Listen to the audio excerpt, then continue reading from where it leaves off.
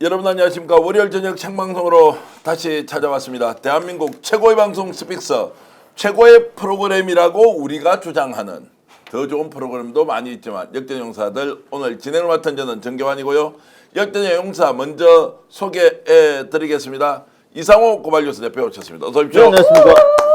자, 오늘 준비 제대로 하고 오셨죠? 네, 오늘은 준비했습니다. 분석과 속보와 그리고 단독 그리고 숨은 진실 하나하나를 여러분들께 알려드릴 텐데요. 바로 지귀현 부장판사와 관련된 내용 새로운 소식 가지고 왔으니까 여러분 기대하셔도 좋습니다. 여기 기대는 너무 많이 하지 마시고요.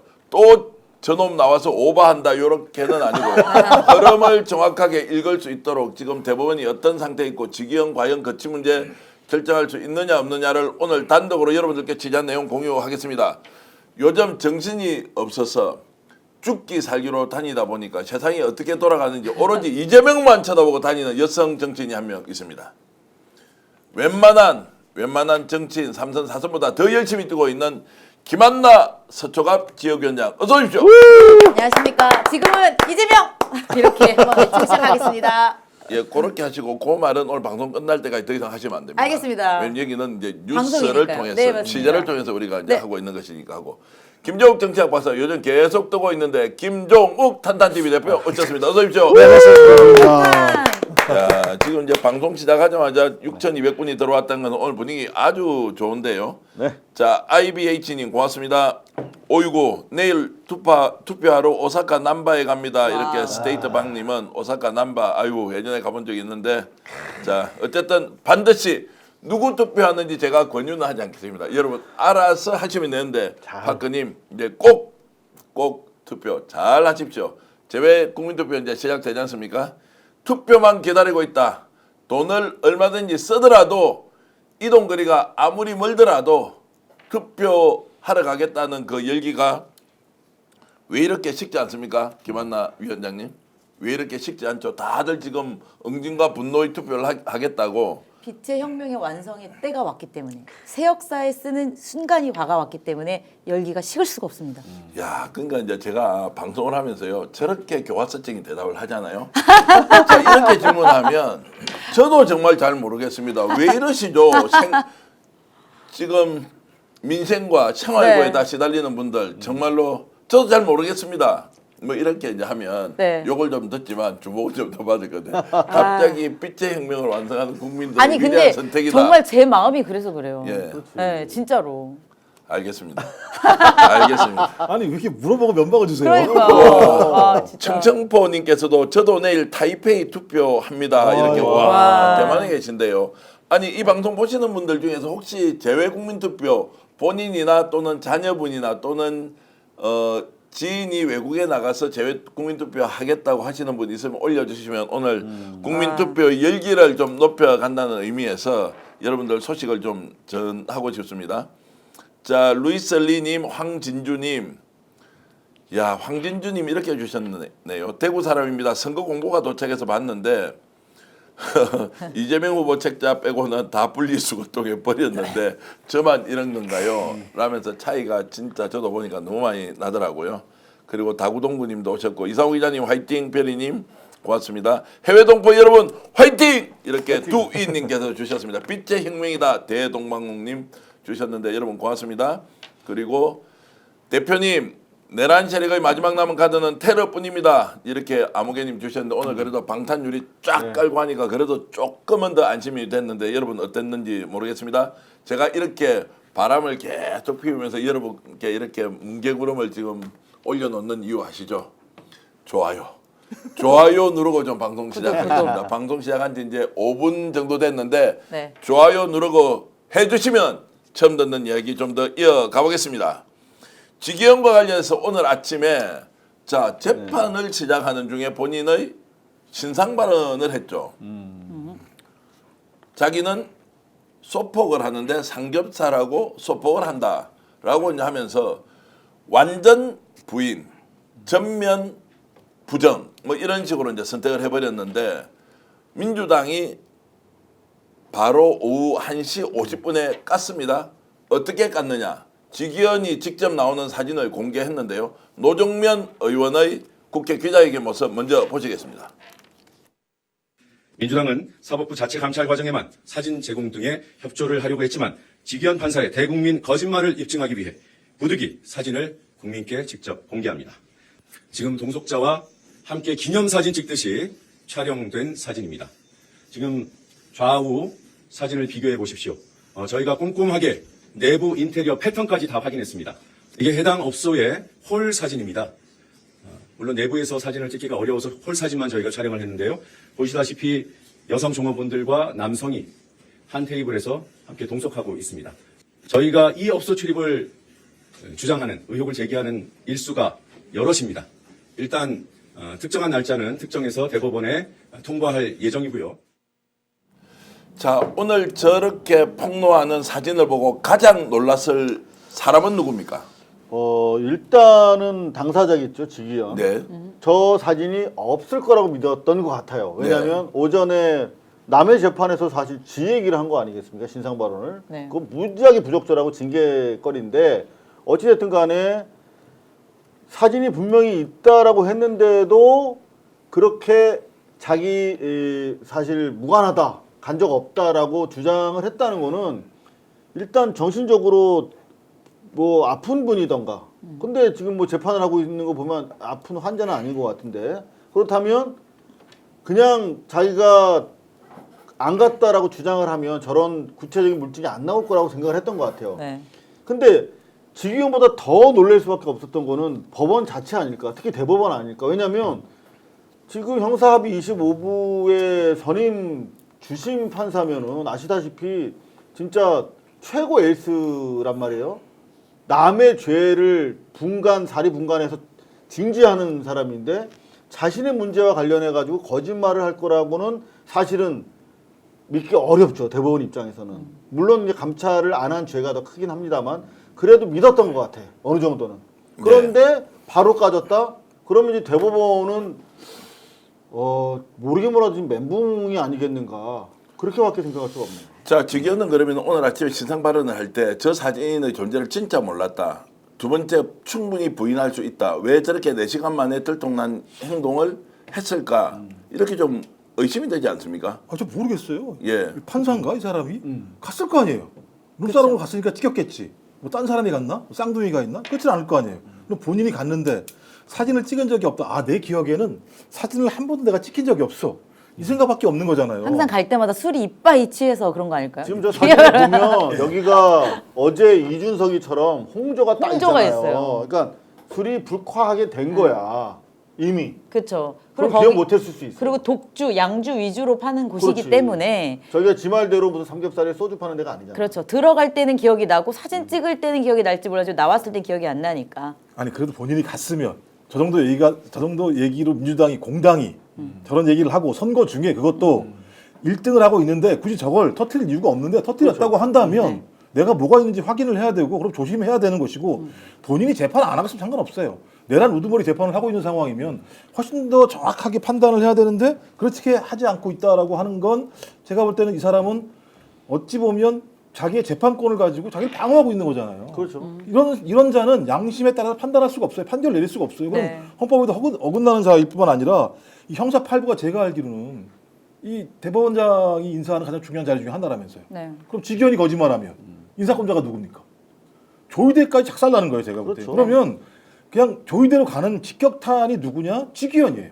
지기현이 계속 문제가 많았었는데 갑자기 여기서 룸싸움 얘기까지 나왔는데 오늘 대낮에 내가 재판 과정에서 제가 삼겹살에 소폭도 못 얻어 먹어요. 저 혼자 먹어요. 이렇게 그 얘기를 했다가 바로 1시 50분에 공개가 됐는데 지금까지 아무런 얘기를 못 한다고 하는 건 제가 볼 때는 거의 지금 대법원 전체가 멘붕에 빠졌다.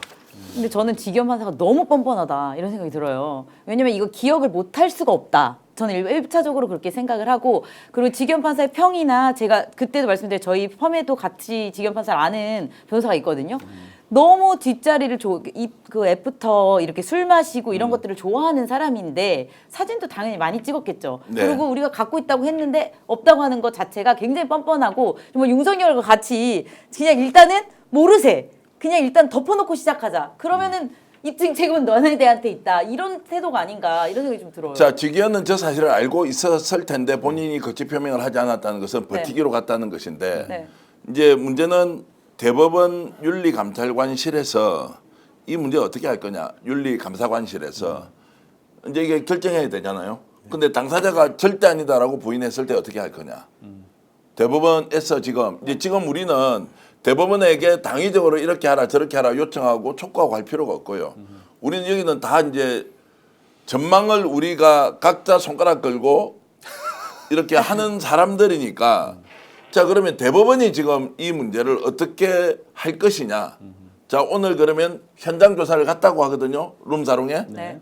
그러면 이제 김한나 변호사 대법원은 어떻게 합니까 지금?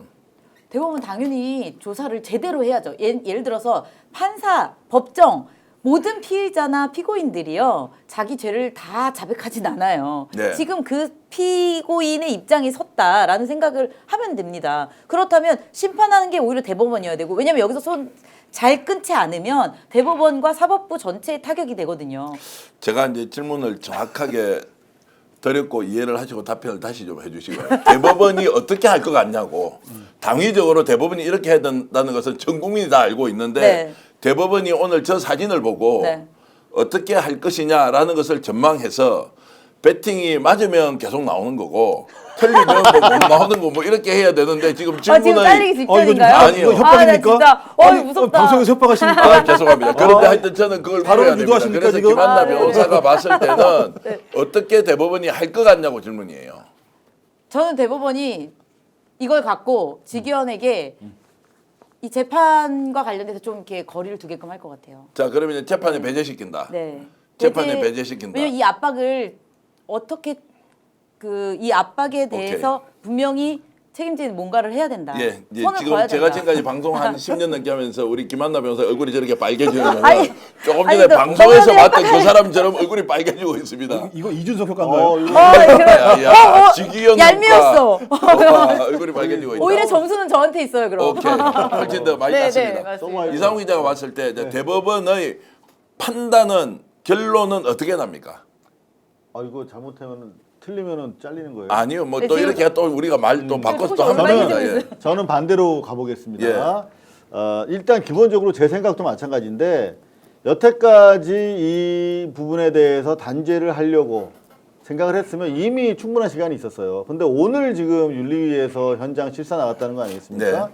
근데 지금 법원의 뭐 자체 기구에 불과한 겁니다. 강제 수사권도 없는데 그 위원회야.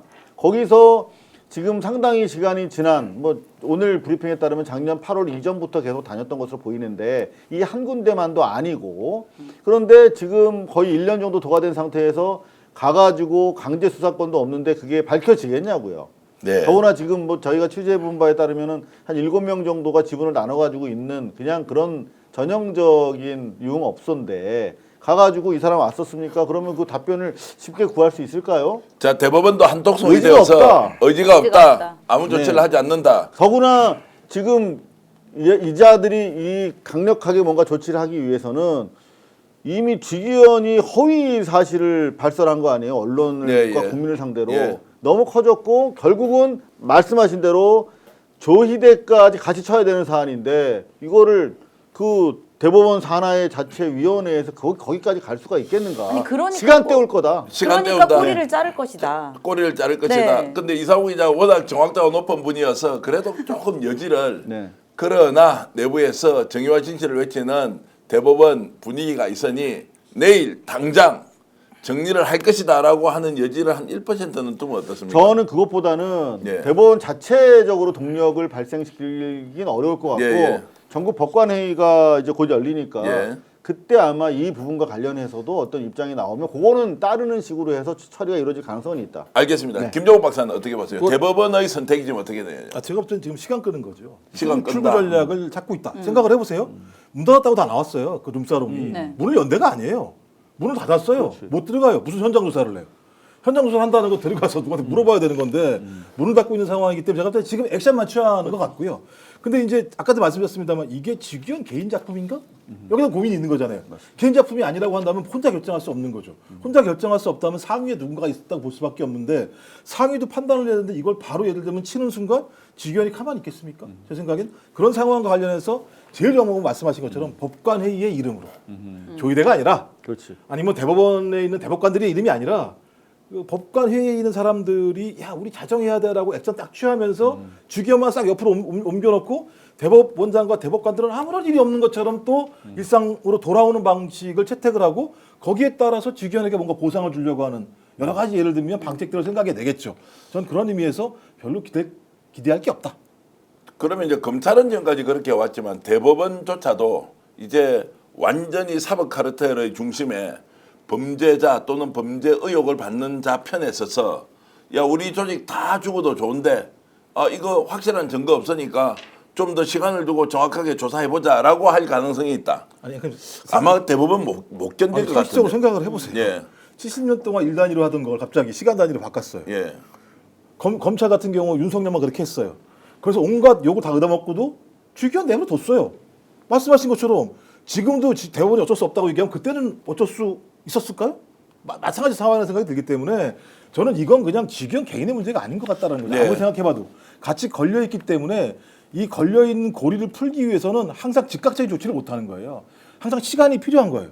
왜냐하면 즉각적인 조치를 하게 되면 그 즉각적인 조치 때문에 누군가 자기들의 문제점들이 밖으로 드러날 수 있으니까 일단 이것을 대각 뭉개놓고 시간 지나면 땜빵하고 가는 방식 갈 수밖에 없을 것 같다. 그렇게 판단하는 거죠. 근데 자. 저는 나중에 보상을 할지라도 이번에는 꼬리를 잘라야 될 것이다. 왜냐면 흐름이 달라졌다. 그 처음에 주기현이 탈옥을 시켰을 때와 그리고 대법원이 지금 다시 파기환송을 했을 때 그리고 지금은 또 다르거든요. 흐름이. 그랬을 때는 이 대법원에서 지금 어느 정도 사법부의 신뢰를 회복해야 되고 지금 그렇다면 이걸 꼬리를 자르지 않으면 저는 이렇게 생각해요. 사법부가 지금 어느 정도 지금은 그 어느 범죄 사실로 나온 건 아니거든요. 그럼 윤리위 문제 수준이에요. 윤리위 문제 수준에서 어느 정도 배척해 놓고 자를 것이다. 이 정도 수준에서 마무리할 수 있잖아요. 자, 대법원에서는. 범죄 사실이 아니다라는 것은 좀 조심해야 되는 게 그러니까 저렇게 아직까지는 술집에 네. 가서 술을 먹었다. 근데 본인은 아예 부인을 하니까 간 사실이 없다는 거예요. 본인은. 그런데 지금 나와 있는 증거만으로도 접대를 받았고 업무의 연관성이 존재하고 그리고 또 나오는 이야기는 2차 이야기 있지 않습니까? 이것은 의혹 제기 수준이지만 뭐 그것까지 곧 터져 나올 것이다. 라는 것이 이제 지금 순서가 예고되어 있는데 그걸 본인이 하지 않았다면 진짜 우리가 너무너무 죄를 크게 짓는 거죠. 지기현 부장판사한테. 그러니까 제가 볼 때 법관으로 넘길 거라고요. 검찰도 마찬가지였잖아요. 예를 들면 그냥 그 검사장 회의에 넘겨버리는 거예요. 그러면 예를 들면 이 문제와 관련해서 법관의 판단에 따르겠다라고 대법원에서 얘기할 수 있잖아요. 그러면 그때까지 시간 버는 거잖아요. 그러니까 박사님 제가 이제 이 말씀을 드리는 게 대법원이 검찰하고 다를 것이고 경찰 조직과도 다를 것이라는 전제를 가지고 국민들은 아직은 그래도 사법부는 저만큼 엉터리 엉망진창 그리고 범죄 집단처럼 행동할 것이라고 생각하지 않는다는 전제를 깔고 제가 질문을 계속 좀 드려보는 거예요. 네. 근데 지금 그렇다면은 전제 자체가 잘못된 거예요. 잘못됐다. 네네. 자 이러면 왜냐면- 왜냐하면 지금 제가 봤을 때는 조희대의 대법원은 범죄 단체화돼 있어요. 무슨 말이냐면 10명의 대법관들이 사법 구태타를 일으킨 상태예요. 관련해서 청문회도 진행됐고 특검까지 지금 법안이 상정돼 있고 네. 이 자체가 훨씬 더 지금 중대한 현안으로 떠오르고 있는 와중에 예를 들자면 조폭 무리에서 어떤 행동대장이 나가서 애를 팼어. 싸웠어. 그 조폭 단체에서 야 쟤는 폭력을 행사했네. 잘라야지 이럴 수 있겠어요? 자기들이 더 큰 지금 죄를 지어서 국민적인 관심과 비난의 타겟이 돼 있는 상태인데 자기들이 얘를 자를 수 있는 도덕적인 동력이 있겠냐고요. 그건 그런 차원에서 약간 전제 자체가 그러니까 좀 속도를 내서 가보겠습니다. 어쨌든 그 전제든 이 전제이든 자 지기현은 범죄 혐의를 받고 있을 정도로 중대한 윤리 위반 그리고 사법 처리 수순으로 갈 수도 있다는 전제에도 불구하고 대법원이라는 조직이 증거가 나왔는데도 거부하고 조치를 취하지 않는다는 것이 있을 수 없다.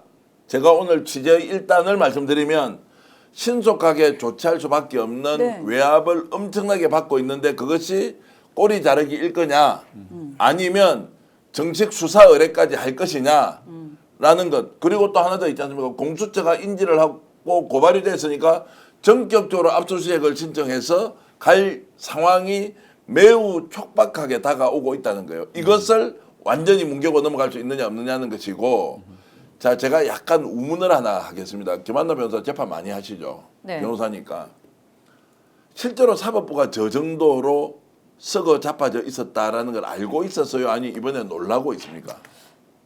저는 솔직히 우문현답을 해야 되지만 현답해 네, 주십시오. 솔직히 전 중간이었어요. 예를 들어서 정치적인 문제나 그런 이슈들은 분명히 외압이 있다. 예. 관여가 있다라고 생각을 했고 네. 제 변호사로서 생각했을 예, 예. 때 그렇지만 일반적인 재판들에 있어서는 어느 정도 공정성을 보장하고 있다라고 생각하고 자, 그러면 어느 정도 보장하고 있다는 그 네. 보장의 범위가 훨씬 더 저는 범위는 넓을 것 같아요. 네. 대한민국 3천 명의 판사가 맞습니다. 있으니까. 그러면 그 3천 명의 판사가 대한민국의 사법부의 상징이 되어서 재판을 해야 하는데 이 문제를 다른 특수한 정치적 상황을 고려해서 봐주고 넘어간다라는 것이 있을 수 없다. 아니 못 견딜 것이다. 라고 이제 하는 것인데 문제는 이제 여기서 대법원은 신속하게 조치할 것이라고 저희 취재에서는 그렇게 흘러가는 것 같습니다. 저 문제는- 맞췄어요. 예, 계속 맞추고 있어요. 문제는 이상호 기자. 네. 지기현이 버티면 어떻게 하느냐의 문제예요. 지기현이 네. 끝까지 아니다. 사표를 안 내면 징계 절차, 징계위 해부를 해야 되잖아요. 지기현이 이거 사실이 아니야. 좀 심하게 이야기할까요? 저 얼굴 나온 게 나라고 하는 그 증명이 어떻게 되냐고. 그 얼굴 자세히 보셨어요? 지기현 맞아요? 내 얼굴 아닙니다라고 주장할 수 있잖아요. 또는 친구 잠깐 만나러 갔다 왔습니다. 증거 가져와봐. 이렇게 하지 않습니까? 저희 옆에 있는 룸사롱하고 이거하고 똑같다 그러는데 자 그거 같은지 다른지 어떻게 하느냐. 사진 찍은 날짜가 다르다. 또 아까 그 홀 있었죠. 네. 그 홀이 내가 가는 날 그 사진이냐 아니냐. 거기는 내 아는 사람 아무도 없었다. 여성 접객원 자체가 없는 집에 내가 친구 만나러 잠깐 갔다 온 걸 가지고 이렇게 나를 모함하느냐라고 끝까지 우기고 버틸 경우 추가적인 증거를 내놓지 않는 이상 지기현이 동의하지 못한다라고 했을 때 대법원이 어떤 결정을 할 거냐. 이제 이 질문을 좀 드리는 겁니다. 그럴 가능성이 농후하다는 거예요. 왜냐하면 이러나 저러나 지기현은 여기서 인정하는 순간 그냥 표현을 제가 이렇게 하겠습니다. 정치적, 사회적으로 그냥 낭떠러지로 떨어져 버리는 거예요. 제가 했던 논리의 연장선상에서 충분히 설명이 가능하다고 봐요. 예. 왜냐하면 지기현이 버티고자 하는 의지와 대법원에서 처벌하고자 하는 의지가 서로 상충될 때, 그죠? 한쪽이 더 버티고자 하는 게 세, 얘가 처벌하고자 하는 것보다. 그러면 당분간 버틸 수밖에 없는데, 제가 봤을 때는 이 경우에 대법원이 처벌할 의지가 강하냐, 전 그렇지 않다라고 네. 보기 때문에 어느 정도 버틸지에 대해서는 모르겠으나 상당히 시간이 걸리고 이 자체적으로 끝나긴 어려워 보인다. 그래서 이를테면은 아까 말씀대로 지금 오늘 뭐 만시지탄입니다만은 공수처의 검사 7명이 충원이 됐어요. 그래서 네. 25명 정원에 21명이 진짜 오랜만에 채워졌는데 그쪽에서 이 사안과 관련해 가지고 그럼 한번 우리가 붙어보겠다라고 해서 외부적인 영향, 아까 뭐 법관 대표자 회의도 있습니다만 방금 말씀하신 저는 공수처 이런 등등으로 해가지고 상당히 약간 그 의지 대법원의 그 어떤 처벌 그 조치 의지가 고무될 수도 있다. 그러면 또 일정 시간 지나서 될 확률이 있는데 단기간에 끝날 것 같지는 않다는 얘기죠. 자, 그래서 대충돌이 일어날 거예요. 대법원에서 이 문제를 처리하지 않으면 조직 전체가 완전히 공멸한다는 거 하나. 직연이 계속 버티지 않습니까? 직연은 여기서 버티지 않으면 모든 걸 다 잃어요. 실제 모든 것을 다 잃는다고. 이 상황에서 계속 버티고 가는데 대선까지 지금 며칠 남았습니까? 보름이 딱 남아 있어요. 남아 있는 동안에 이 머리 좋은 지능범들이 세상 뒤집어질 수도 있잖아. 버티기만 버티면 뒤집어질 수 있다. 우리가 봐서는 가능성이 0인데 예. 가능성이 있다고 보고 버티는 거예요. 근데 윤석열도 버텼잖아요. 버틴다고 이게 그냥 깨결되는 게 아니다. 이런 얘기를 하고 싶고 흐름이 바뀐 게 여기서도 나타나는 게 공수처 검사가 2년 만에 충원이 됐어요. 이것 자체가 그냥 과거에 왜 윤석열이 공수처의 검사를 계속 임명하지 않았을까요? 계속 위에 올렸거든요. 그럼에도 불구하고 임명하지 않았던 것은 그때는 윤석열과 그 카르텔이 더 강하게 그립감이 있었던 거고 네. 이제는 그 그립감이 많이 없어졌다. 그렇기 때문에 버틴다고 되는 것이 아니고 결국은 빠르게 손절해야지 최소한의 상해를 얻고 이 사법부가 존재할 수 있기 때문에 저는 빠르게 움직일 것 같아요. 근데 이것 자체를 우리는 조심해야 된다고 저는 자, 생각하는 제가 거예요. 이제 이렇게 김한나 우리 후배께 변호사님께 제가 조언 하나 드릴게요. 그래서 민주당에서 정치를 해야 되는 거예요. 본인은. 네. 국힘의 방식, 지금 기득권 구조의 방식은 그런 당위가 먹히지 않아요. 이걸 뛰어넘는 당위는 이 사람들은 해본 적이 별로 없어요. 그래서 생각보다 매우 복잡하게 이 상황이 지금 돌아가고 있는데 15일이 남았기 때문에 끝까지 버티면 그래도 기적이 일어나지 않겠느냐. 윤석열 아까 그래서 어떻게 됐냐고 물었지 않습니까? 윤석열도 똑같이 지금 계속 기다리고 버티보면 어떤 기적적 상황이 될 수 있다. 오늘 왜 방탄유리를 저렇게 세워가지고 하고 있냐고요. 아직까지 시간이 그래도 우리에게 조금이라도 기회를 주고 있다라고 하는 이 착오 속에서 돌아가니까 그 사이에 존재의 기반은 완전히 무너지죠. 존재의 기반이 뭡니까? 사람은 신용이고, 자 그리고 기관은 신뢰의 기반으로 국민적 동의를 받아야 되는데 그걸 다 포기하더라도 자기 이익을 놓지 않을 수 있다라는 것이어서 더욱더 저는 대법원에서 적극적으로 나서서 조치를 할 수 있다라는 생각이 이제 들어서 정반대의 의견이지만 상황은 똑같이 이해하고 있습니다. 제보자 여러분께 부탁 하나 드리겠습니다. 그렇죠. 제보자 여러분. 제보자 여러분. 좀 제보자가 있었지 않습니까? 이제 네네. 지금 민주당도 있었고 저 뉴탐사. 뉴탐사에도 있었지 않습니까? 제가 오늘 오후에 전화를 몇 군데 해서 야 분명히 있잖아 장부. 그 장부 어떻게 좀 확보할 길이 없냐고. 이제 증거를 더 들이대자. 지금 저 사진으로 안 되니까 증거가 더 나와야 될 거 아니에요. 카드에 700몇십만 결제됐을 때 그거는 뉴탐사에도 없을 가능성이 있을 거예요. 현금으로 얼마, 카드 얼마, 뭔지 이런 거 있던 거 그것도 기록이 있을 거고. 또 영상도 있다는 소문이 있고 그걸 직접 듣긴 했는데 그게 존재가 있다면 스픽스나 고발뉴스 김종의 탄탄TV에 좀 제보 좀 해주시면 아, 또 무슨 아니 말씀이야? 제보를 좀 해주면 뭔가 좀 흔적을 달라. 취재 과정에서 듣긴 들었는데 이걸로는 지금 지기현 그리고 대법원의 결단과 결정이 늦어질 가능성이 있으니 있는 거 더 까자. 경찰 정보라인들 다 가지고 있지 않습니까? 좀 더 까자. 이 제안을 드리니까 우리가 아니어도 좋습니다. 대한민국 어떤 언론이라도 이 내용을 더 적나라하게 공개를 해서 시시비비를 가리는 그런 게 필요하다라는 말씀을 제가 이제 드리는 거예요. 근데 일단 정기현 앵커께서 말씀하셨던 것처럼 즉각적이게 말씀하셨잖아요. 예. 상식적이라면 1시 50분에 민주당에서 사진 깠으면 3시쯤이면 잘랐어야 돼요, 상식적으로. 예. 이게 상식인 겁니다. 못 자르는 거예요, 제가 볼 때는. 이 상황 자체를 갖다가 그냥 직위원 하나를 잘라서 해결될 문제라고 얘기했으면 전 옛날에 잘랐을 거라고 생각하는 거예요. 못 자르는 거예요. 이 판을 잘 정리를 시키지 않게 되면 계속 무엇인가 네트워크가 걸려가지고 다 될 수밖에 없다라는 판단을 하기 때문에 전 내일도 마찬가지인데요. 만약에 우리가 내일 만약에 대법원에서 직위원을 재판에서 배제하고 수사를 받아야 된다라고 얘기를 한다면 저는 거기에는 또 다른 네트워크가 있을 거라고 생각하는 거예요. 네. 그러니까 전 그래서 말씀하신 것처럼 제보가 매우 중요하다. 빼박 제보를 통해서 대법원이 옴짝달싹할 수 없는 상황이 벌어지게 되면 누가 움직이냐? 법관회의가 날리칠 수밖에 없는 상황이 될 수밖에 없을 거예요. 근데 저는 이 상황에서 우리가 자칫 잘못하면 우리 스스로 오류에 빠질 수 있다. 무슨 말씀이냐면 우리 민주당이나 우리 시민사회 언론이 강제 수사 권한이 있는 기관은 아니란 말이에요. 그러니까 충분한 의혹을 제기해서 공권력이 움직이고 당사자들이 판단하게 해야 되는 것인데 이번 과정에 저는 민주당이 스텝 바이 스텝 잘 밟고 있다고 생각해요. 노정면 우리 대변인이 일단 구두로 구체적인 정황을 제시했고 자기들이 스스로 정화할 수 있는 타이밍을 줬는데 지금 그 타이밍을 놓쳤어요. 그리고 심지어 오늘 재판에 공적 재판에서 사적으로 자기가 이야기를 통해서 그런데 가지 않는다라고 전면적인 부인을 했기 때문에 노정면 대변인이 사진을 공개함으로써 끝난 거예요. 이거는 이미 거짓말을 하는 사람, 거짓말 프레임으로 끝났어. 더 이상 사실은 추가적인 공개를 하는 것이 뭐 순차적으로 필요할 수도 있겠습니다. 저는 여기서 끝났다고 봐요. 우리가 할 수 있는 일은 거짓말이 확인됐기 때문에 따라서 이 상황에서 뭐 더 뭘 내놔라라고 오늘 기자회견한 과정에서 기자들 보니까 대단히 무책임하다는 생각이 들었는데 일단 이거는 거짓말 프레임으로 이미 정리됐다. 그리고 우리가 이제 지켜보면 된다라고 하는 생각이 일단 듭니다. 그러니까 저는 이제 우려하는 것은 어쨌든 이게 지금 뭉개고 넘어가면 그냥 구렁이 담 넘어가듯이 쑥 가다가 이제 대선이 지나칠 가능성이 있다는 것 때문에 의견이 다른 것은 아니지만 어쨌든 지금 이 사안에 대해서 대법원이 결단 내릴 수도 있다. 내일까지 한번 지켜보겠습니다. 지금 18,000분이 이 방송 보고 계신데요. 여러분들은 지금 역전의 용사들 생방송으로 국내외 많은 시청자 여러분과 함께 방송 공유하고 있습니다. 자, 이 문제를 좀 짚어보겠습니다.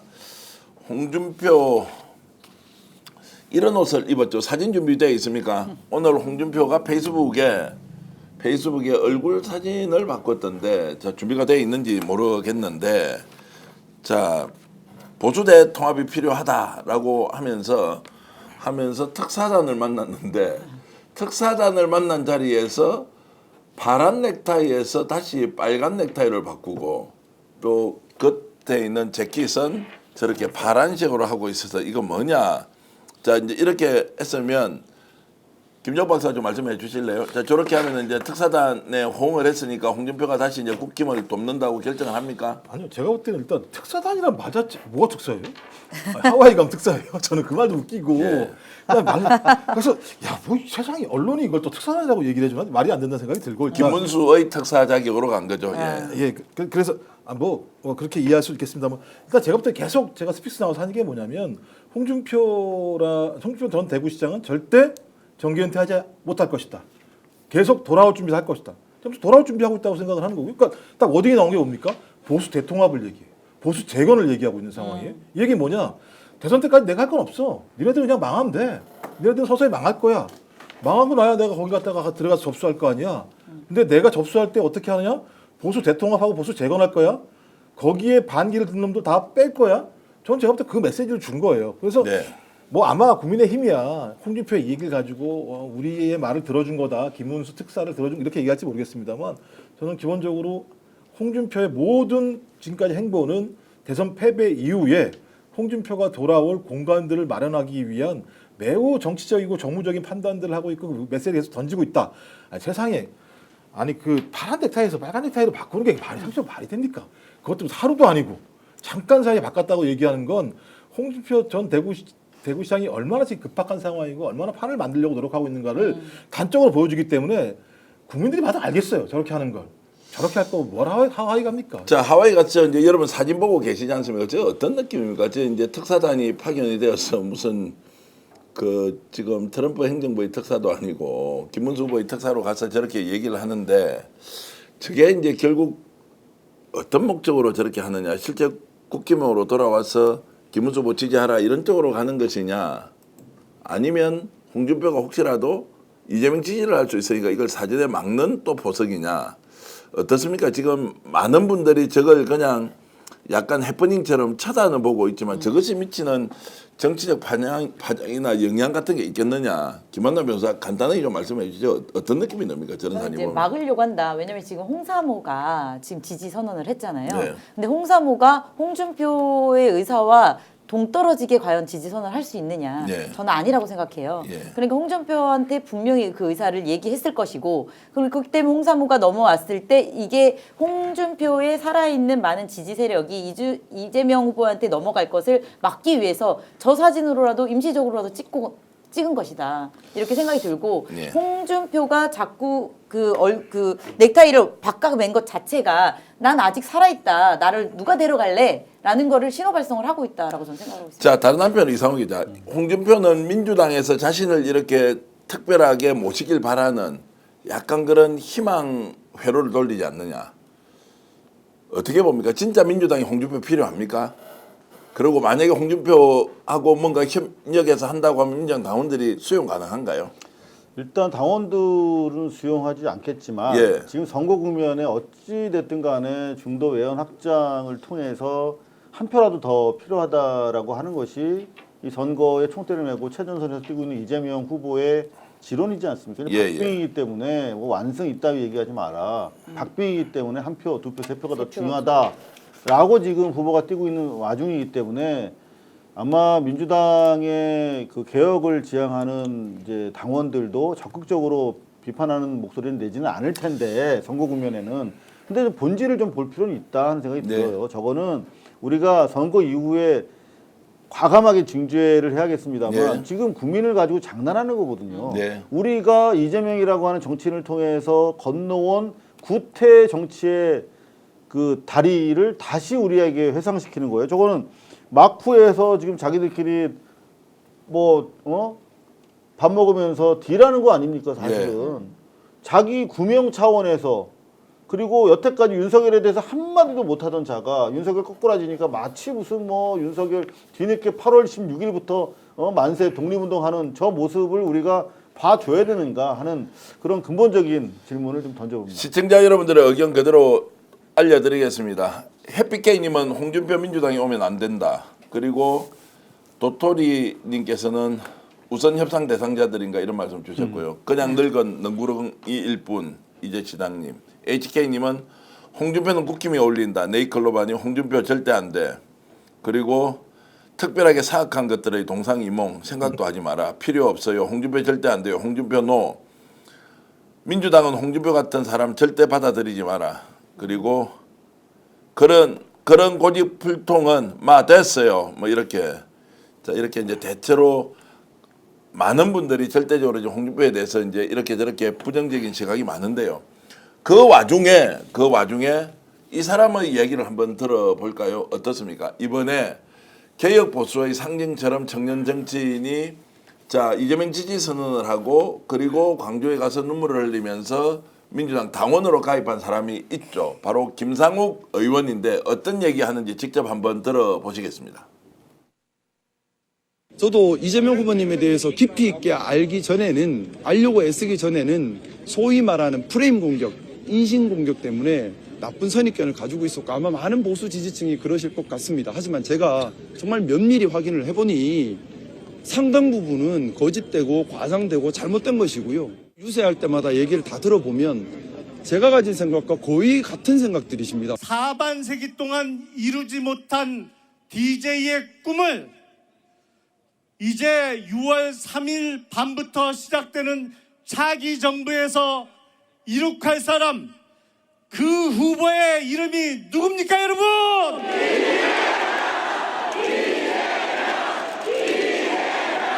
국민의힘도 개혁신당도 결국 가짜 보수, 가짜 개혁이었습니다.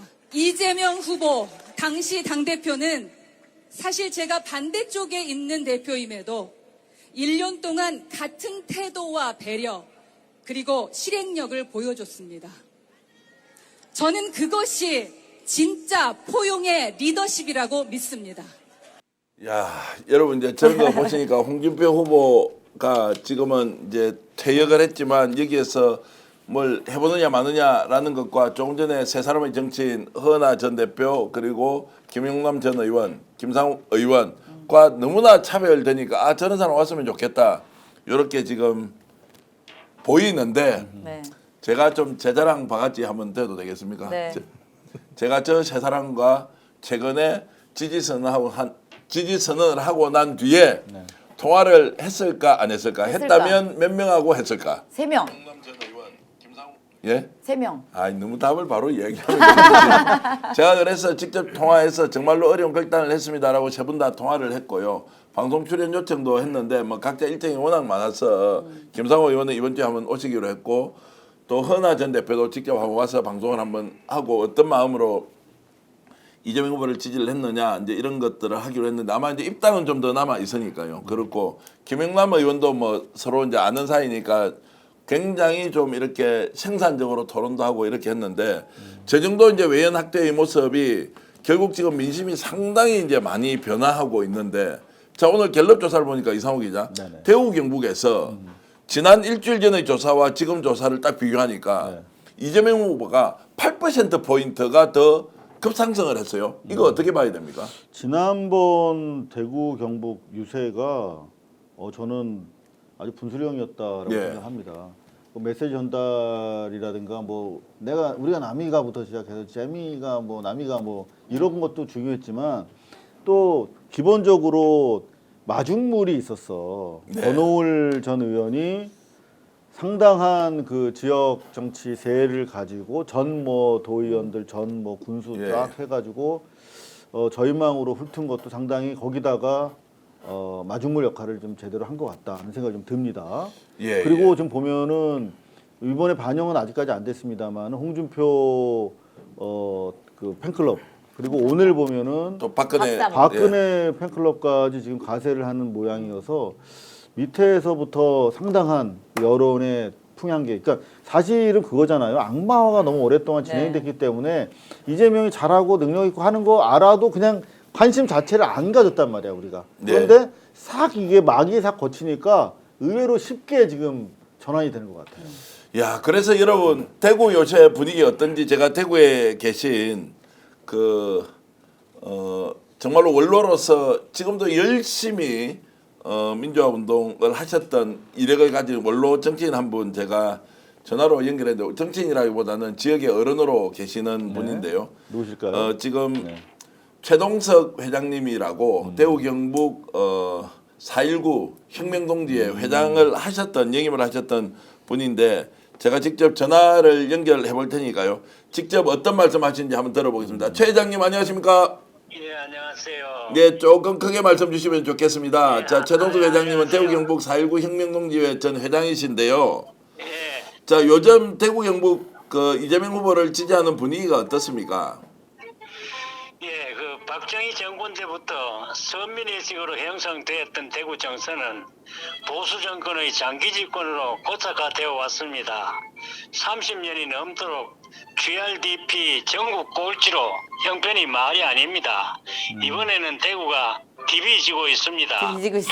자, 이재명 후보를 이렇게 이제 3년 전과 비교했을 때 예, 이재명 후보에 대한 유권자들의 인식이 이렇게 바뀐 계기는 뭐라고 보십니까?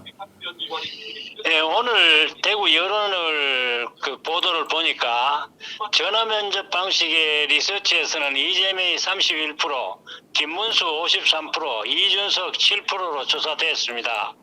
ARS 방식 리얼미터는 이재명 43.5%, 김문수 44.9%, 이준석 9%라고 합니다.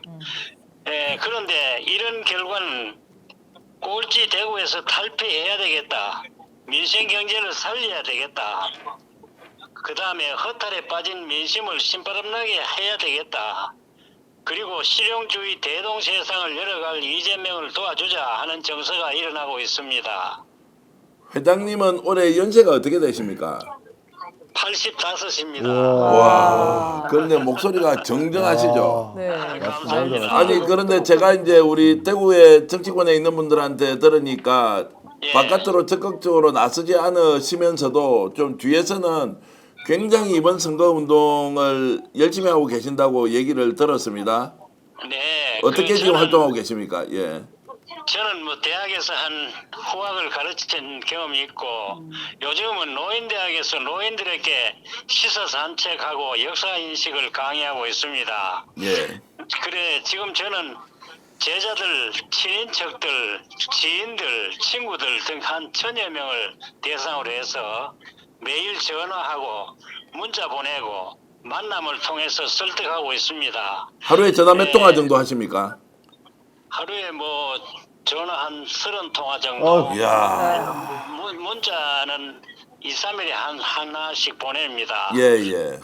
그리고 이제 설득을 하는데 우리 가족부터 설득을 해야 돼서 우리 가족이 14명인데 우리 가족은 모두 설득을 마쳤습니다. 모두 이재명을 지지합니다. 와, 정말 박수 한번 좀 드리면 좋겠습니다. 우리 이상우 기자 또 김한나 위원장, 김종욱 박사 이렇게 같이 방송을 하고 있는데요. 아, 예, 감사합니다. 자, 그러면 이제 그렇게 열심히 활동하시는데 3년 전하고 비교하고 또 그전에는 문재인 후보 시절도 있었고 노무현 후보 시절도 있었는데 예. 이번에 이재명 후보가 대통령 후보로 나섰을 때 가장 열심히 하고 있습니까? 어떻습니까?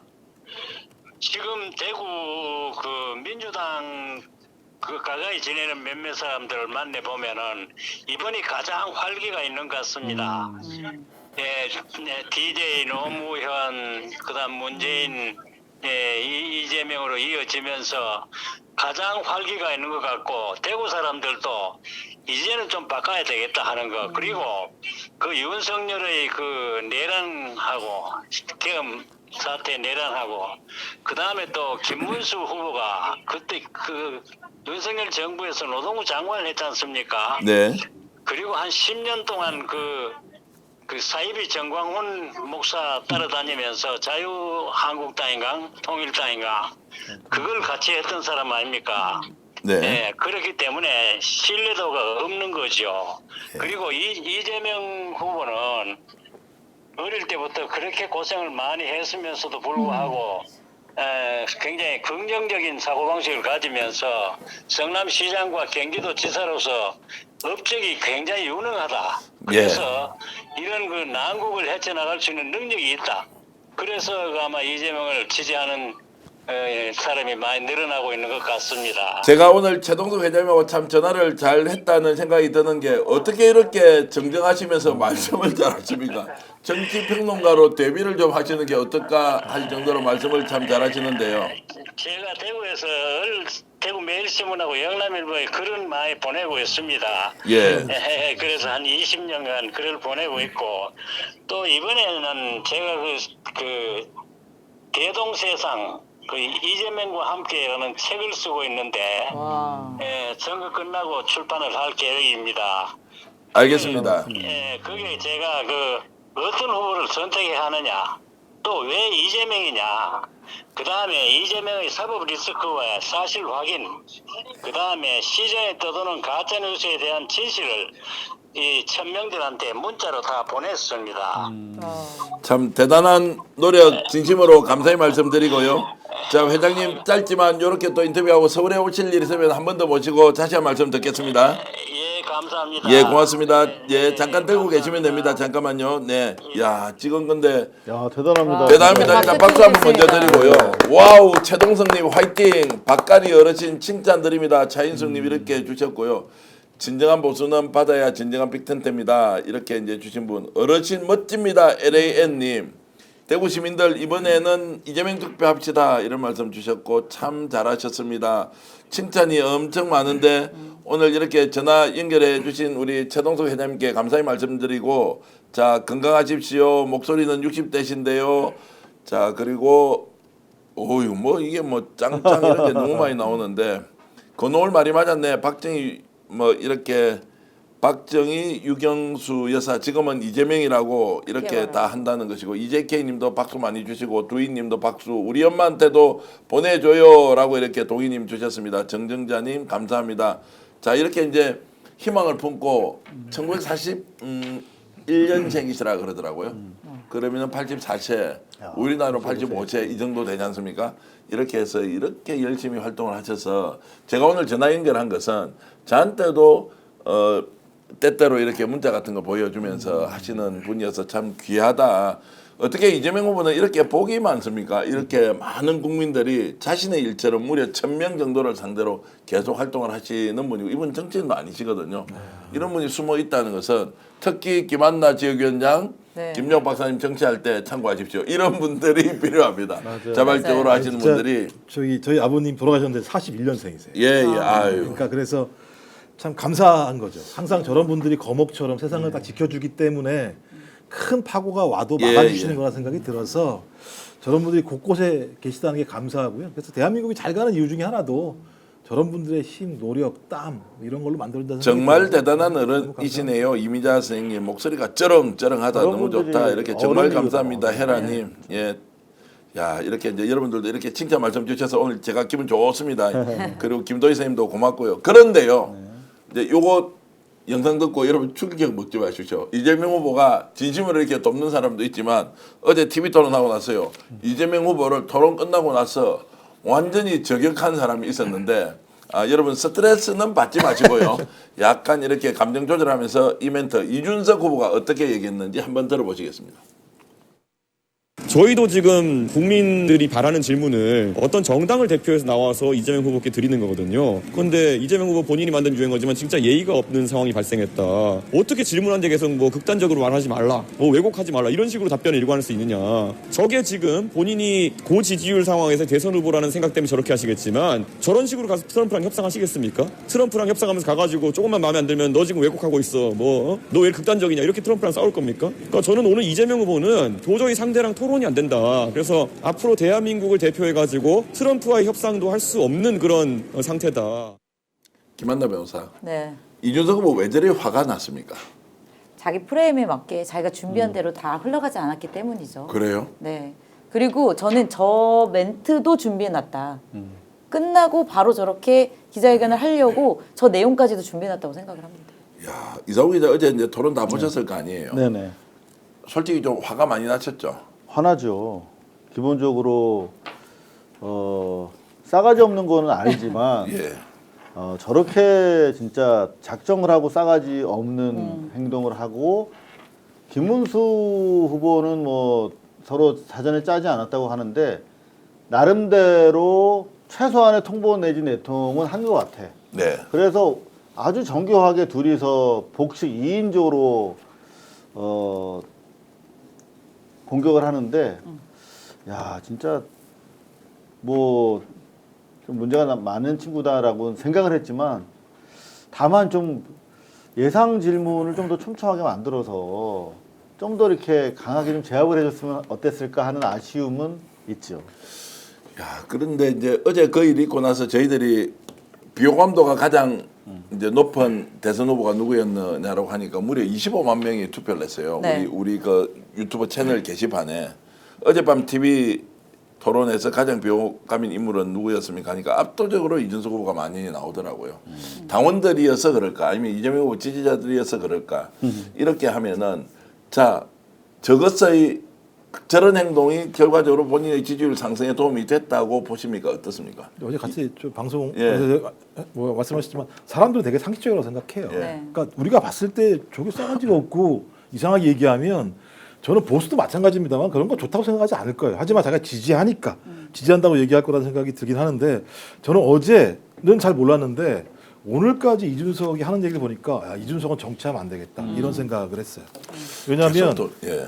무슨 얘기를 했냐면 오늘 얘기한 게 이순신 장군을 또 들먹이면서 얘기한 거예요. 12척이든 13척이든 이곳에서 막아야 한다. 뭘 막아요? 예? 뭘 막냐고요? 아니 이재명 후보가 대통령 되는 걸 막는 게 예를 들면 이 시대 정신이에요? 이런 얘기를 하고 앉아 있어요. 그러니까 무엇을 막으려고 하는 거예요?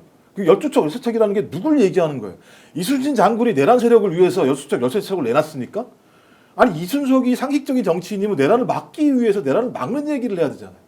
어떻게 이재명 후보를 공격하는 방식을 통해서 김문수랑 같이 12척, 13척으로 막겠다는 얘기를 할 수 있습니까? 아, 이런 자가 정치를 하면 되겠습니까? 이런 분열주의자, 현정 파괴주의자가 정치를 한다고 얘기를 하고 거기에 와서 끊임없이 이재명이라고 하는 인물을 공격하는 걸 통해서 내가 표를 얻겠다, 지지를 얻겠다라고 하는 자가 정치를 한다면 저는 또 다른 윤석열이 이후에 나오지 말라는 법이 어디에 있어요?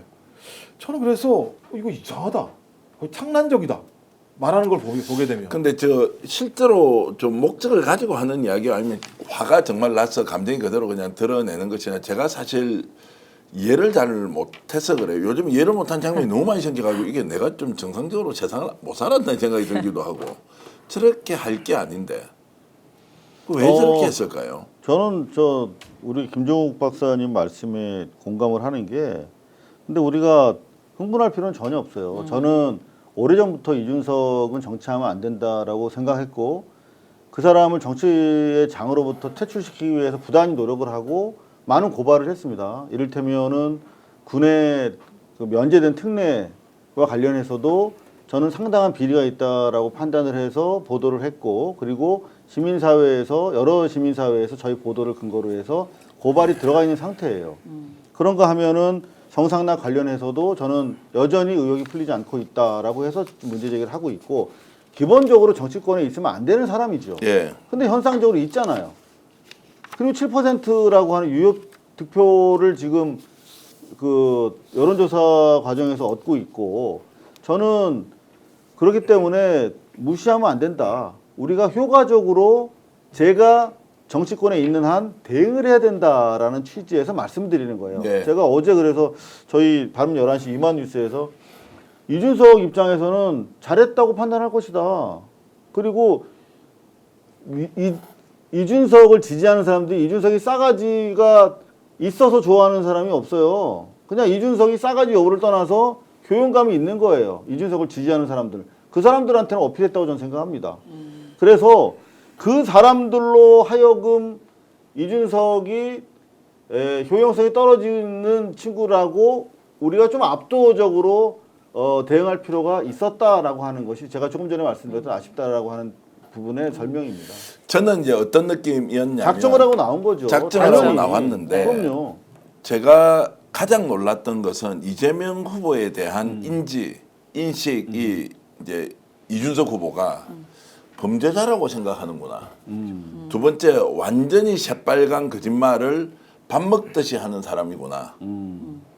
그러니까 사법 리스크라고 표현하거나 또는 억울하게 검찰의 수백 번에 걸친 압수수색으로도 살아남았던 청렴한 정치인이 아니라 저 사람은 충분히 나쁜 사람이고 그리고 범죄를 많이 저질렀고 그리고 앞뒤 안 맞는 말을 하고 있다는 소위 말하는 국힘 그것도 극우 편향 세력들이 갖고 있는 이재명에 대한 악마화 있잖아요. 이걸 믿고 있구나라는 생각 때문에 저는 제일 충격을 받았어요. 저는 그걸 충격받았다라고 말씀하시는 전 대표님이 더 충격적이에요. 아니 그러니까 아니, 제가 몰랐어요, 요즘 여태까지. 사법부가 그래도 마지막 보루인데 아니, 야, 아니. 이게 말이 돼라고 하는 것인데 아니 몰랐냐고요. 지금 리틀 윤석열이잖아요. 쟤는 기본적으로 내란이 정당하다고 생각하는 아이예요. 그러니까 어제도 심지어 김문수가 지금 경제난이 내란 때문이냐라고 하는 이재명 대표의 공격적인 질문에 대해서 김문수도 대답을 제대로 못했지만 그 부분에 대해서 어느 하나 시인하거나 인정하는 게 없잖아요. 쟤는. 예, 그러니까 예. 기본적으로 내란과 관련해서 표결도 하지 않았지만 해제를 위해서 똑같이 생각하고 있다. 이재명에 대해서. 그 부분은 우리가 간과하면 안 된다. 그래서 이제 그게 뭐 압도적으로 무찔러줘야 되는 대상이지. 아니 저는 이제 국민들이 뭐 어떤 식으로든 평가하고 뭐 심판을 할 것이라고 이제 확신을 하고 있지만 이게 이제 대선을 통해서 뭐 김문수 원래 그래 뭐 저 사람이 가지고 있는 가치관, 정체성 그리고 국힘의 이런 편향된 시각이 그대로 드러난 것인가 뭐 솔직히 좀 놀랄 일도 아니잖아요. 뭐 당연히 그런 거. 그다음에 뭐 대선 후보로서 뭐 제대로 준비가 됐느냐 안 됐느냐 이런 것은 뭐 우리가 이제 예상하는 상황인데 이준석 후보 같은 경우에는 말씀하신 대로 제가 너무 충격. 아니, 제가 되게 제가 오랫동안 그러니까 사실- 시청자 여러분들에게 충격을 주고 있는데요. 제가 사실은 이준석을 데뷔시킨 여러 방송 제작자 중에 한 사람이에요. 예, 예. 그러니까 실제로 MBC 손바닥 뉴스 할 때 네. 당시에 이쪽 소위 말하면 국임당 쪽 패널이 필요하다고 해서 위에서 찍어 눌러가지고 사실 섭외가 된 케이스였어요. 그때도 제가 봤는데 기본적으로 인성이라는 측면에 대해서 기대하는 사람이 있습니까? 네.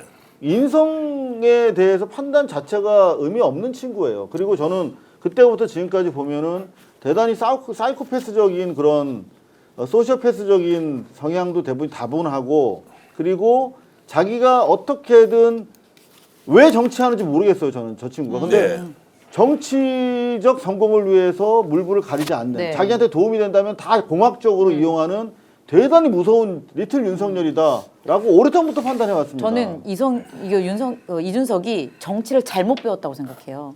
그러니까 너무 겉모술수 정치를 그럼요. 하고 있기 때문에 정책도 없고 내용도 없고 그냥 상대방의 꼬투리 잡기 그리고 이미지화해서 자기 틀 만들기 그 미화하기 이런 거에 익숙한 그런 정치인이다라고 생각을 해서 아까 우리 대표님이 그 얘기 하셨잖아요. 상대 당은 좀 다르다. 민주당과 다르게 정말 이합직산 그 자기 이권 그것만을 위해서 움직인다. 이거를 정확하게 보여주는 후보였다라고 생각해요. 알겠습니다. 제가 다시 장바닥 정신으로 돌아가서요. 자, 그래서 이준석 지지율은 10% 넘어선다, 10% 못 넘어선다. 자, 넘어선다, 못 넘, 자, 넘어선다. 없죠. 못 넘어선다. 세 분 다 동의. 자, 5%로 쭈그라들 것이다. 아니면 5%는 좀 넘어서서 10% 가까이 갈 것이다. 이 부분 어떻게 보죠? 짧게 좀 질문 얘기해. 이렇게 해주세요. 지금 한 7, 자, 6, 지금 7 나오고 7%다. 이거보다 내려갈 거냐 좋다. 올라갈 거냐. 어이, 너무 좋습니다. 그럼 지금 7%인데 이준석 지지율 7%보다 높아진다, 내려간다. 낮아진다. 낮아진다. 유지. 유지 7%다. 뭐 효과 없다. 네, 저도 없다. 저기 김건희처럼 유지. 유지. 자, 그러면 내려간다죠. 여러분들 어떻습니까? 여러분들도 의견 있으면 주십시오. 지금 여러분들이 많이 이렇게 댓글 주고 계신데, 야, 정말로 개팔다가 어떻게 됐다 이런 이야기부터 여러분들 주시는데 5% 지지율 유지할 수 있을지 6%, 3%, 7%, 5% 미만, 5% 이하 그리고 5% 쭈그러듭니다. 기다려 보십시오. 절대로 이 상태에도 못 올라갑니다. 5.4, 7, 6, 2. 자, 이렇게 계속 잘 안 될 것이라는 의견이 확실히 많네요. 거기다가 로사님께서는 단일할지도 모른다. 저렇게 했다가 이런 이야기도 있는데 왜 이렇게 화가 많이 나 있는지 제가 참 정치하시는 분들 이해를 못하는 상황들이 하도 많이 생겼어요. 그리고 쭉 올려주는데 다 내려간다. 자, 안 된다 이렇게 하시고 뭐 가끔씩 올라간다는 분도 있는데요. 자, 이 부분 한 번 더 따져보겠습니다. 김문수 경기도지사가 본인의 공보물에 청년결백의 상징, 자기는 어떤 경우에도 불법적인 사실을 한 것도 없고 경기도 법카도 쓴 적이 없다라고 할 정도로 불법적으로 했는데 오늘 뉴스타파에서 보도를 했습니다. 전혁수 기자인데요. 굉장히 훌륭한 탐사보도 전문 기자인데 자, 경기도지사 시절에 3억 원의 불법 후원금을 받았고 수사를 받은 사실이 있는데 이거는 이제 과거에 보도가 됐던 내용인데 이거 그러면 다시 한 번 더 조명해서 이거 어떻게 설명할 것이냐.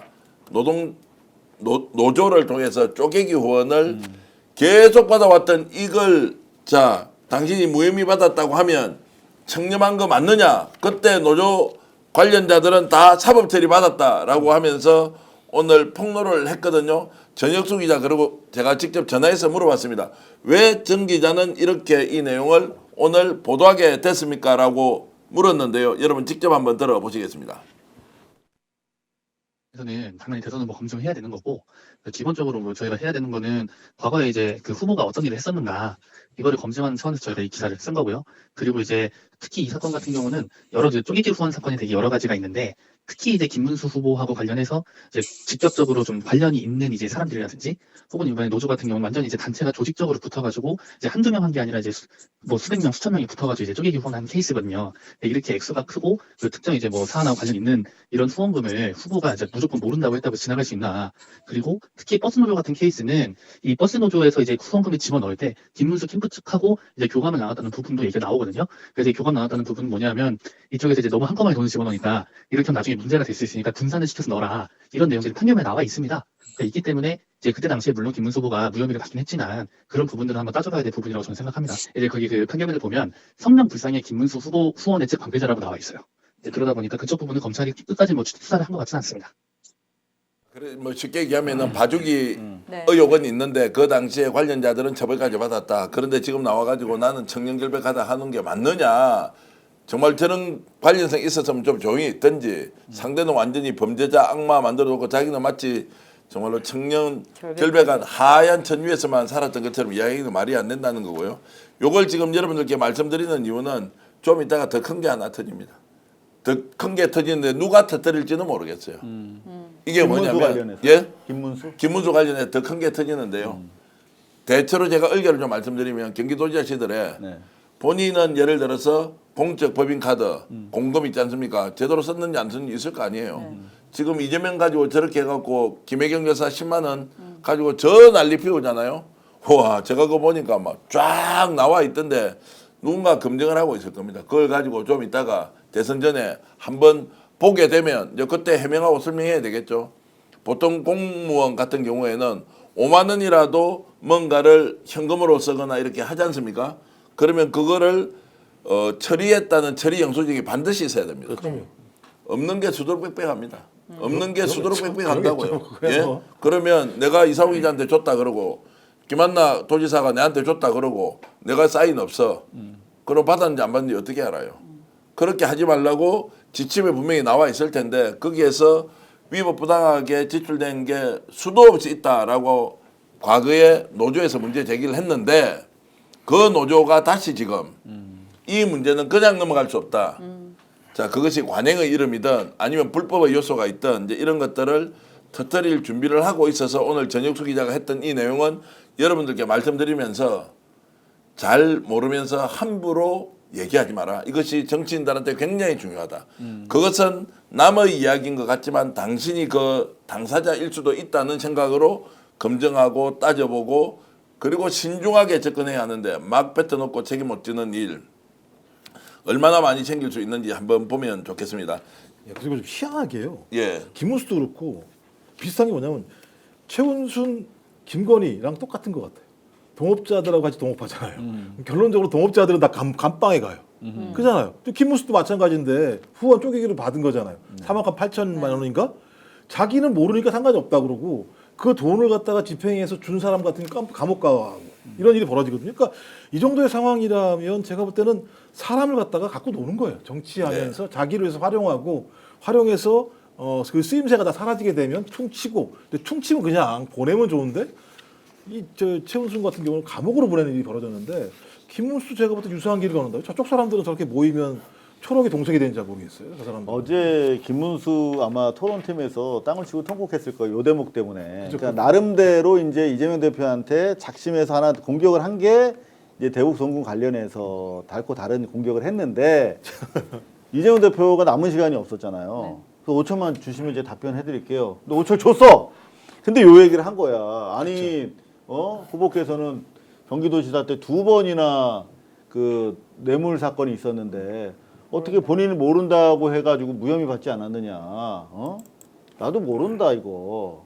지들이 꾸민 일이다. 네. 요 얘기 딱 5초 동안에 했는데 제일 아마 그것 때문에 김문수가 지금 이 보도까지 나오면서 하나의 또 프레임이 잡히고 있거든요. 예. 아마 상당히 땅을 치고 통보하고 있을 거예요. 원전 관련해서도 원전이 이렇게 안전하게 관리되고 있는 그렇죠, 원전이야. 그것도. 그 말도 저는 듣자마자 이게 뭔 소리야. 후쿠시마는 저는 딱 뭐냐, 머릿속에 후쿠시마하고 체르노빌이 체르노빌이 뭐냐. 바로 떠오르는데 이거는 자기 스스로 그냥 갖다 바치는 것 것처럼 원전에 대한 위험이 있지만 안 쓸 수 없는 상황을 어떻게 관리할 것이냐라는 것은 대한민국 국민이 다 알고 있는 내용 아닌가요? 그런데도 이제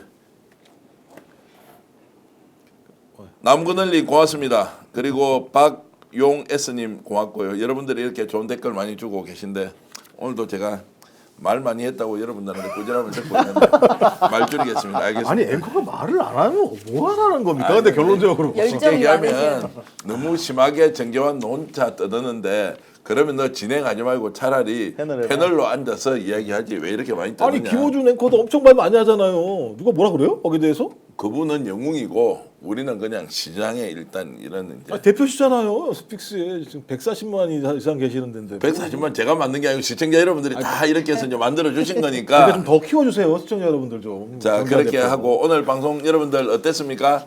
마음에 드셨다면 그래도 좋아요 해주십시오. 그리고 구독 눌러주시고요. 고발뉴스 이상호 기자 이마뉴스 자 이상호의 마감뉴스 이마 뉴스 있거든요. 오늘 밤 11시에 할 거고요. 김종의 탄탄TV도 요즘 잘 나가는데 탄탄하게 가려면 이제 자체 방송도 만들기로 해야 되고 김한나TV는 있지만 오늘은 홍보를 좀 안 하겠습니다. 네. 왜냐하면 김한나TV는 다음 기회에 더 홍보를 많이 해드리는 걸로 하고 알겠습니다. 몰아주기. 몰아주기로 하자. 좋습니다. 몰아주 그러고 이제 가위바위보에서 이긴 사람만 오늘 구독 좋아요 우리 하기로 한다든지 좋네요. 게임의 좋아, 규칙을 좋게 해서 자 이렇게 하고 시청자 여러분 이렇게 많이 봐주셔서 고맙고 마지막 순간까지 15,000분이 계신다는 것은 정말로 대단합니다. 고맙습니다. 제가 광고 좀 하겠습니다. 인터넷 비교원인데요. 끼에 딱지가 앉아도 그래도 인터넷 비교원 서경석이 진행하는 것 집에서 정수기 핸드폰 그리고 정수기 핸드폰 비대 정수기 휴대폰 인터넷 이렇구나. 인터넷 비대는 휴대폰 아직 안 정수기 돼요. 비대가 나와서도 놀랐습니다. 뭐 비대도 치고 하죠 뭐. 좀 삐달라고요. 자 인터넷 비교원인데요. 최대 128만 원 현금 지원하고 있습니다. 인터넷 TV 신규 가입 시 48만 원, 휴대폰 구입 시 최대 50만 원, 정수기 렌탈 시 최대 30만 원이고요. 자 인터넷 성능이 다 거기서 거긴데요. 혜택 잘 비교해 보십시오. 비교원은 23년 동안 60만 명의 누적 가입자, 983억 원의 누적 현금 사은품을 지급했습니다. 개인정보 보안도 철저하죠. 자세한 내용은 1670-2571 상담하시거나 네이버에 인터넷 비교원 검색하시고 상담 신청하시면 됩니다. 인터넷 비교원, 인터넷 휴대폰 정수기 댁에서 바꾸실 때는 꼭 서경석 정교환 아닙니다. 서경석 스픽서 서경석 인터넷 비교원. 인터넷 48만 원, 휴대폰 50만 원, 정수기 렌탈 최대 30만 원이고요. 차액은요. 혹시 다른 집에서 더 많은 현금 혜택 준다. 그거 말씀 주시면 차액의 150%를 추가로 여러분들께 현금 지원하니까요. 믿고 맡겨도 좋다 이런 말씀 드리겠습니다. 산삼순백 광고하겠습니다. 산삼순백 5월 특별 이벤트인데요. 1+1 행사를 하고 있고요. 그리고 1+1 행사를 하고 있고 그리고 사은품으로 산삼시대 30포 한 상자를 선물로 추가로 드립니다. 전설의 고려 산삼의 맥을 잇는 지리산 산양 산삼 주출액 순 100% 산삼 순백이고요. 이야, 다양한 사포닌 종류와 압도적 농도를 자랑하는 산삼순백 한 박스 30병에는 7년간 산양산삼 30뿌리 분량의 사포닌이 들어있습니다. 온라인 구매 후기가 16,000건인 것. 우와, 만점에 가까운 평점을 자랑하는 가심비 최고의 제품입니다. 검색창에 산삼순백으로 검색하시거나 전화문의 1666-1080으로 전화주시면 좋겠습니다. 산삼순백 검색하시거나 전화문의 1666-1080인데요. 여러분 오늘 방송 끝나기 전에 그래도 여러분 좀 경쾌하게 방송을 마무리하기 위해서 저희들이 역작으로 만들어 놓은 스피서 홍보 음악이 있는데요. 네. 자, 정현철 우리 지금 총괄님 준비되시면 한번 한 소절만 한번 들어볼까요? 나가지 마시고요. 아, 지금 준비가 오늘은 안 되는데 다른 요일 날 이렇게 좀 하겠습니다. 아쉽다. 그리고 아쉽다. 옥계리 이야기는 안 하는가 이렇게 하는데 옥계리 이야기를 할 시간이 오늘 없었네요. 자, 그래서 이제 방송을 마치면 여러분들 좀 제목도 싹 바뀌고 이렇게 하고요. 내일 제가 또 진행하거든요. 내일요. 정말로 경쾌한 분위기의 방송 저희들 보내드릴 텐데요. 대신 오늘 고생하신 그리고 오늘 하루 최선을 다해서 달려가고 계신 국내외 우리 스픽스 애청자 여러분들께 저희들이 화이팅을 외쳐드리는데요. 역전에 하면 용사들 화이팅 하겠습니다. 여러분들을 위해서 외치는 겁니다. 해외 동포 여러분, 국내 시청자 여러분 고맙습니다. 역전에 용사들 화이팅! 오늘 방송 어떠셨습니까? 마음에 들었다면 구독, 좋아요로 스픽스를 응원해 주십시오. 여러분들의 구독, 좋아요는 가장 큰 힘이 됩니다. 스픽스 구독, 좋아요